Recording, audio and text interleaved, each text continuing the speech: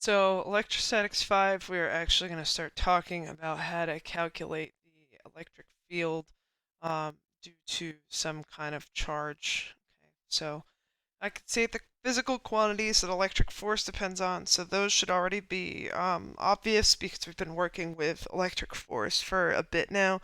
So we know that electric force is dependent on the distance between the two charges, as well as the magnitudes of the charges. Okay. I can define what an electric field is. I can derive an equation for an electric field. So these are things that we haven't necessarily done before. If you recall, though, we do have a equation for gravitational field, which is this, but we just call it the acceleration due to gravity. But remember, that is gravitational field strength. Okay, so the electric field is going to look pretty similar to that. So I can depict electric fields due to positive and negative point charges, so there is a convention for which way the field will actually go, as opposed to if I had a planet and I'm looking at gravitation, we know that all of the field lines go inward for gravitation and never cross, because otherwise that would mean that the value of G, the gravitational field strength, could be different at two separate points. So these are all arrows that never cross. But electric fields look a bit different because we actually have negative and positive charges. And then I can compare and contrast gravitational fields. So I've already kind of talked about a bit how that will look, but it'll make a lot more sense when we actually start doing this lecture here. So electric field is going to start with Coulomb's law. So remember that Coulomb's law is Fe equals K Q1 Q2 over R squared. And remember that this tells you the force that's acting between two charges. So this is similar to gravitational force in that no contact is needed between the charges in order for them to feel a force from the other one. This action at a distance is best understood by assuming that each charge has some kind of field that it affects surrounding it, and in the case of electrostatics, this is called an electric field. Sorry. Okay, so finding the electric field due to one charge, the notation in Coulomb's law is slightly modified. So if we assume that one of the charges is very large and the other charge is a small positive test charge, that is going to have a negligible electric field due to its size. The charge that's labeled big Q here that I'm about to write, and the distance between them once again is R. So if I say, okay, electric force rather, looks like this. Okay, based on the convention that I've just said here. So that should be pretty straightforward. Once again, just kind of substituting in with the variables that I've defined here. So if we remove the absolute value signs, we're now going to actually consider the vector quality of the force. So let's call this instead Fe. Right, Fe is equal to K, and we'll make this a vector K, big Q, little q over r squared in an r hat direction. So this I know is confusing. If you remember, we talked about unit vectors in AP1 such that that just tells the direction of what it's in. So r is a bit different. R is such that it's in the direction of the force vector, and that's going to make sense when we actually look at the force vector here, so just bear with me. It's either going to mean radially outward or radially inward, but again, just bear with me while we keep going with that. So if you divide the above equation by Q, you would get the following results, such that E, the electric field, is defined as the electric force per unit charge. So again, looks pretty similar to gravitational field, which is going to be K big Q over R squared in a radial direction. So in the same way that we were able to reduce the gravitational field due to an extremely small mass in comparison to big mass M, we are now reducing our electric field, our electric force equation to define electric field. If we have an extremely small charge Q compared to big Q, then we could define an electric field due to that larger charge. As you can see here, because we're doing force per unit charge, this has units of newtons per coulomb. Okay. So the charge Q is what actually creates the electric field. It's a property of the space that surrounds Q, and the size of charge Q and the distance to a point determine how strong the electric field will actually be at that point.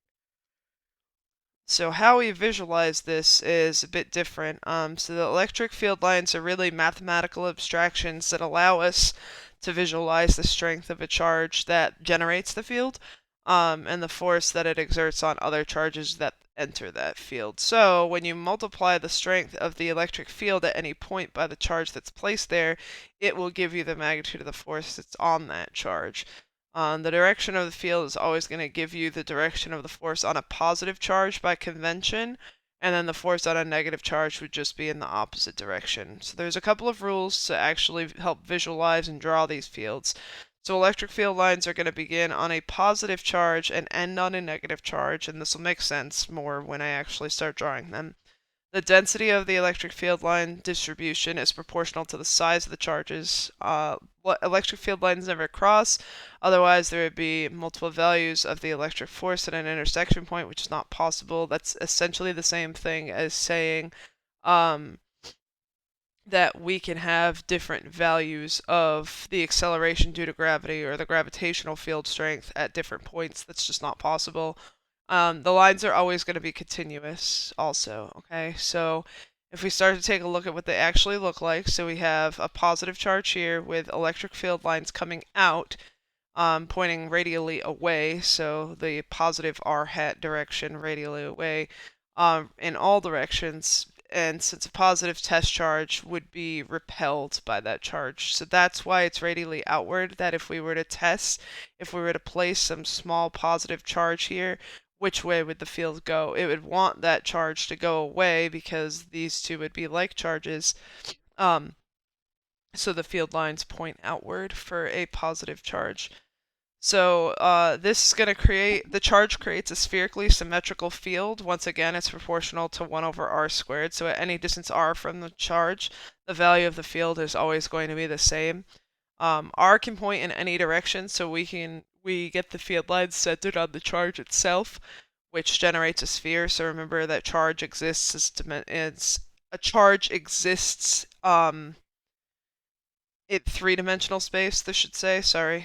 I'm like, why does this exist dimensional space in three-dimensional space? Sorry about that. But right here, we're representing it in 2 dimensions, okay? So now let's talk about what if it were a negative charge instead. So if there's an isolated negative charge, it's going to create an electric field that points radially inward in all directions because a positive test charge in the field would be attracted by this negative charge at the center here. So these are both really important things to know. Radially inward for negative, radially outward for positive, and hopefully makes sense why. So the definition of electric field shows that the strength of the field decreases as distance decreases, and mathematically we've shown that force due to electric field is going to be proportional to the electric field. As we've defined electric field as Fe over Q, which is proportional to 1 over r squared. Okay. And as we looked at, if we have a positive charge here,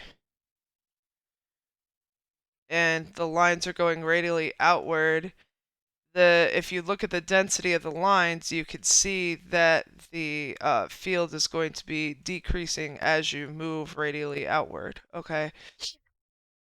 And hopefully that makes sense.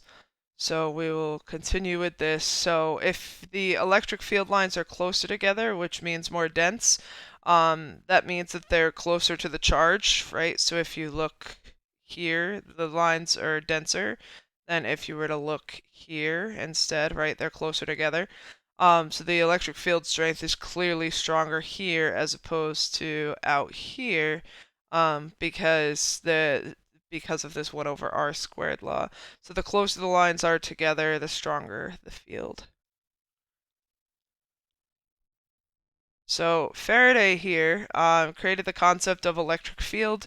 He was born in London to a poor family in 1791, and at age 13 he apprenticed a bookseller and a binder while also attending local lectures on philosophical and scientific topics. So, a member of the Royal Institute actually took notice of Faraday and bought him tickets to several Royal Institute lectures.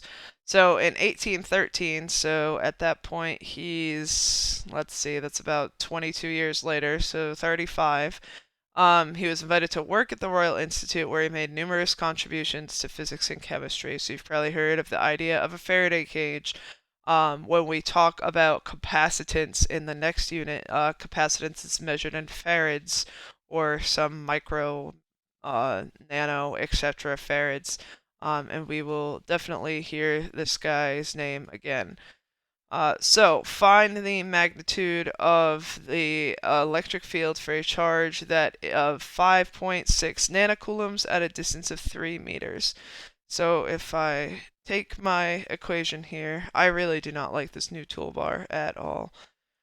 My equation here, if I have, I'm looking for the electric field, so E is equal to K Q, sorry, this should be big Q.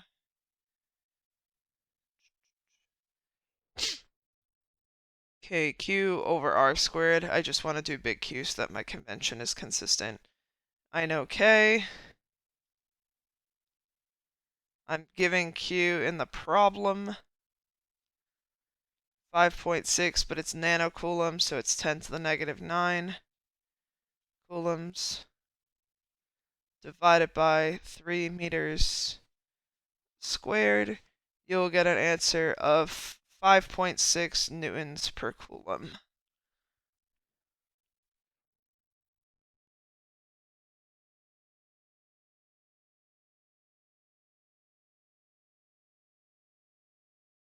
Okay, next one. A 4.5 microcoulomb charge experiences an electrical force of 9 millinewtons in the presence of an electric field. And what is the magnitude of that electric field? So I'm going to go back to basics here and actually write down what I know. So I know that, boy, I know that this toolbar keeps disappearing. That's what I know. Okay, so I know my charge here is 4.5. It will not let me write. This is, what a time to be alive. Okay. All right, great. Well, let me close that and see if it will let me annotate now. Okay, now it will. Fantastic. All right. So I have charge here and I have force, so I'm writing down what I actually know, and there's a presence of an electric field. Okay, so what is the magnitude of the electric field? I know that E is equal to the magnitude of the electric force divided by Q. Really little Q here, but it's fine. I'll just leave it at this point, just for the sake of my pen not working here. So that's 9 times 10 to the negative 3 newtons because it's 9 millinewtons, and then a charge of 4.5 times 10 to the negative 3 coulombs, and that should give you 2 newtons per coulomb.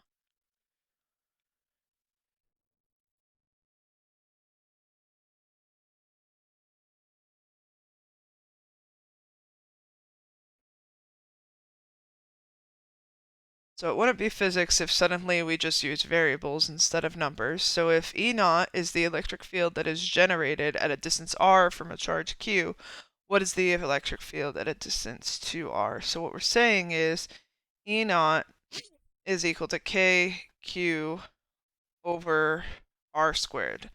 That's what I'm told here. There's an electric field that's generated at a distance r from a charge q, and now we want to find the electric field at a distance 2r with that same charge. So what we're saying is E naught is equal to k big Q over 2r squared instead. So this is going to be kq over 4r squared, which is equal to 1/4 E naught.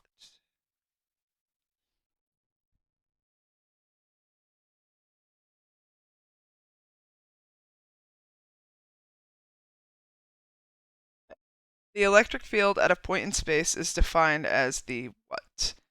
So, we remember that electric field is based on a positive test charge, not a negative test charge. So right away, I can eliminate answers C and D. Okay, so those are both dependent on a negative charge, and that is not what electric field is dependent on. So that's not our convention. So these two answers can go away. And then we know that I talked about the idea of the r hat direction. That is radially outward. So the direction that a charge would actually accelerate is what the electric field shows. I can't circle B because I've lost control of my toolbar here. But B should be your correct answer here. Okay, the field, again, if I have a positive charge, the lines point in the direction that it would be going, not perpendicular to the direction, just in the direction that the field will go, the radially outward direction. Okay.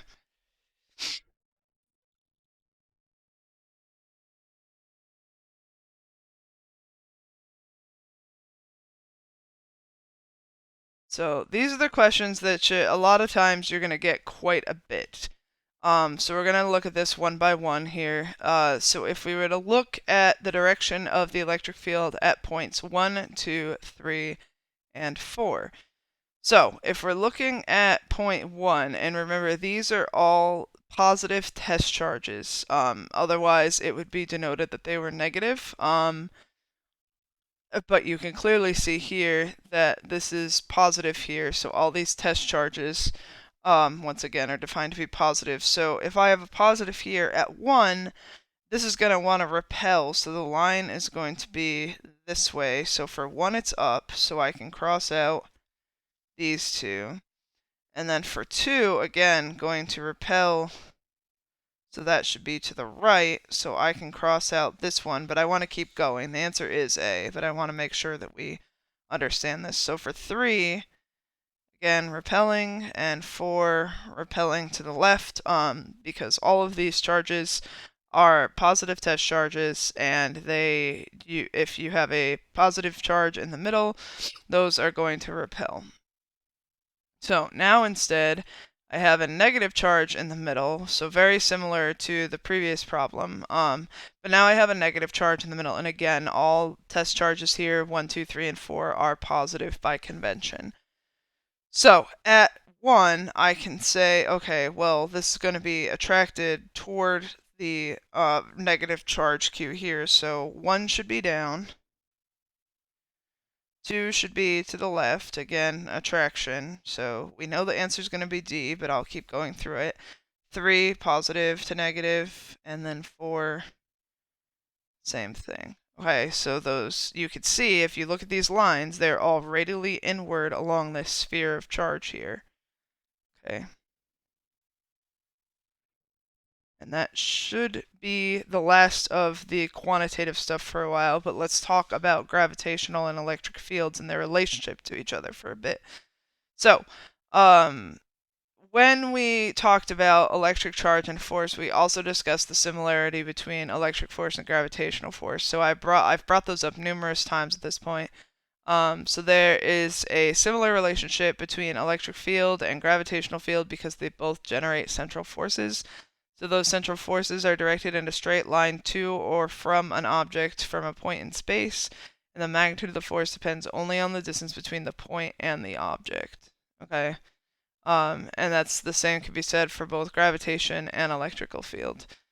So the key difference between the two fields and forces is that gravitation is going to have mass, and that's the source of the gravitational field, and mass is always positive, so therefore force is always attractive.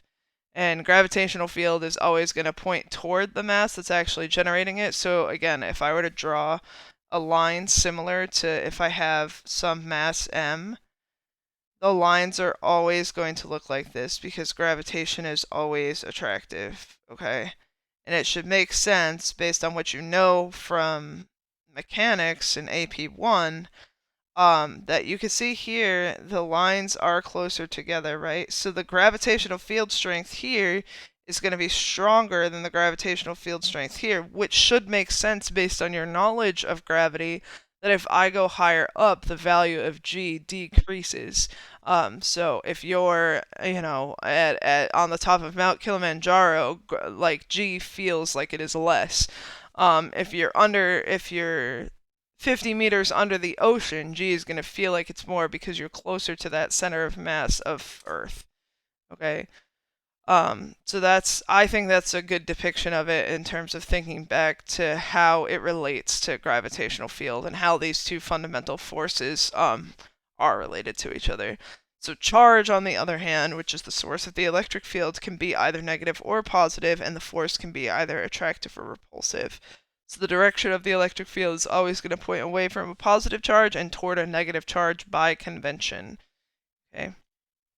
So given that a mass m is located at the surface of a planet with mass big M and radius big R, Newton's law of universal gravitation is used to determine the magnitude of the gravitational force between the planet and mass m. And as we've seen many times in the past, Fg is equal to big G mm over the radius of the planet squared. Okay? Because we are talking about being on the surface of the planet. If we are some height above or below the planet, then obviously that r becomes a bit different. We either have to add the distance, and in the case that we add the distance, the gravitational force is going to be less. In the case of us going closer to the center of the Earth, it would be an r minus whatever distance x that we are going toward the center. But for located on the surface of a planet, and we are just at the radius length away from the center of mass of the planet. And then divide this expression by m, where little m is much smaller than big M, similar to what was done with a small positive test charge, and we call that G. So G, once again, is equal to this. And when you calculated the acceleration due to gravity on the surface of a planet, or the gravitational field strength, which is just the acceleration due to gravity on the surface of a planet, you could tell that it was big G, big M over R squared. Okay. In the past as well, when we did dynamics and when we did a lot of things that weren't kinematics, we could find the weight of an object on a planet based on the measure of force between the object and the planet. Okay, that's basically all that it is. That's the definition of weight of an object, such that weight is going to be equal to Fg, which is just mg, because remember, this is... So in case somehow this hasn't all clicked together by now, your weight is equal to your gravitational attraction between you and the Earth. I'm really hoping this has clicked by now, and this is kind of just a reinforcement of looking at both. So the mass of the object is, remember that remains the same wherever you are, but its weight is dependent on the gravitational attraction G of its surroundings. So this is why your weight changes on Mars, on Mercury, on the moon, wherever you go, right? I don't know why I chose all M celestial bodies there, but I did. But your mass is always going to remain the same because the amount of matter that you are comprised of does not change ever, regardless of where you travel in or out of the solar system. So, just kind of a summary here of universal gravitation as well as Coulomb's law. Okay. Once again, very important to note that electric force is way stronger than gravitational force. I don't believe you need to know by the order of 10 to the 36, but I also don't think that's super hard to remember. But just so you're aware, like if something asks you to qualitatively explain why the value of electric force is what it is, and you could talk about, or why something, if the masses of something are negligible, but you still have to account for the electric field. Obviously these questions are going to come up in a much more eloquent way than what I'm trying to describe right now. But it's very important to remember that electric force is going to be much more impactful than gravitational force. So how are gravitational and electric fields similar? So if we look through these answers, they both increase the further away you get from the source. We know that's not true. It's the opposite of that happens. Um, they both decrease as a factor of the square distance between the two masses or charges. I definitely agree with that because remember that we have Fe is proportional to 1 over r squared, as is Fg. Okay. So B should be your answer there.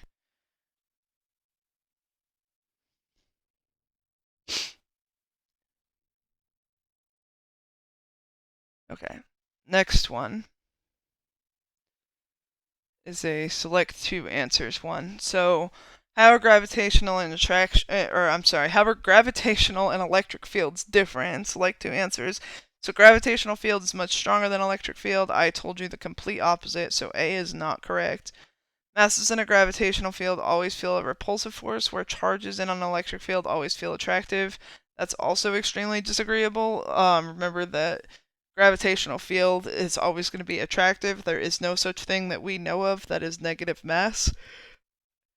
So that leaves that the only two other answers could be C and D, but we should go through them anyway. So masses in a gravitational field always feel an attractive force, where charges in an electric field feel either an attractive or repulsive force depending on their polarity being whether they're positive or negative.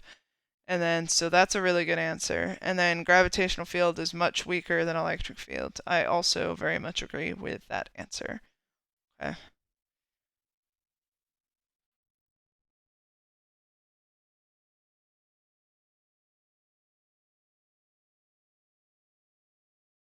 An electron is placed near a proton, which field is mainly responsible for the attraction between the two particles. The answer here is going to be electric. Okay. The reason that protons and electrons are attracted to each other is because they have opposite charges. Gravitational, sure, they're attracted to each other gravitationally, but think about the mass of an electron, which is, in case you forgot, so mass of an electron is 9.11 times 10 to the negative 31 kilograms, and the mass of a proton is 1.67 times 10 to the negative 27 kilograms. Okay, so we're talking extremely small objects that there's no way um, gravitational force is going to be what primarily constitutes the attraction between them. And this is another case of evidence for the fact that gravitational force is extremely weak compared to electric force. Nuclear, that is more if whether or not that meant strong or weak force. Strong force is related to quarks and how they are bound together. And then weak force we will talk about when we get there because it's a bit complicated. It has to do with bosons and again more about atomic structure. But and nuclear decay and whatnot, but we'll go all into that when we do atomic physics, which will be the second to the last unit. So hopefully this made sense. I think it's a bit longer of a lecture, I guess, in terms of number of slides, but I think it's pretty straightforward and it actually was quicker than the Electrostatics 3, which was less slides, so hopefully this was easy enough to follow along with.